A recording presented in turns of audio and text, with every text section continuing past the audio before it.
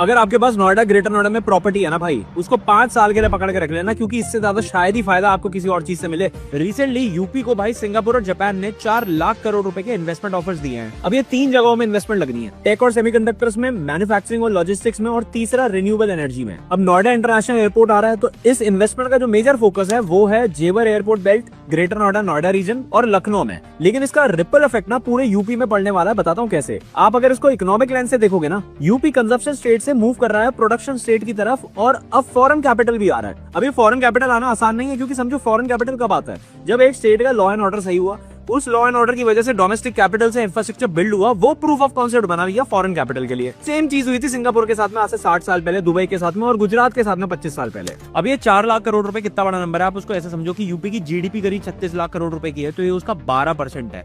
अब infra capex का multiplier करीब 2 से 3x का है इंडिया में, मतलब 4 लाख करोड़ रुपए की इस इन्वेस्टमेंट में 8 लाख से 12 लाख करोड़ रुपए तक की न्यू एक्टिविटी जनरेट होंगी, मतलब नए जॉब्स क्रिएट होंगे, प्रॉपर्टी की डिमांड बढ़ेगी और नई बिजनेस अपॉर्चुनिटीज खुलेंगी। ये 2-3 प्रोजेक्ट भी ढंग से एग्जीक्यूट हो गए ना, तो होता यह है कि नए फॉरेन इन्वेस्टर्स के लिए परसीव्ड रिस्क बहुत कम हो जाता है, जिसकी वजह से फॉरेन इन्वेस्टमेंट का इनफ्लो बहुत तेजी से कंपाउंड करता है, और उसके बाद आती है असली ग्रोथ। अब ये होगा कितने बढ़िया तरीके से एग्जीक्यूट, सब कुछ उस पर टिका है। और आपका क्या विचार है कमेंट में बता देना, बाकी शेयर कर देना अपने दिल से यूपी वाले दोस्तों के साथ में। कल फिर मिलता है। जय माता।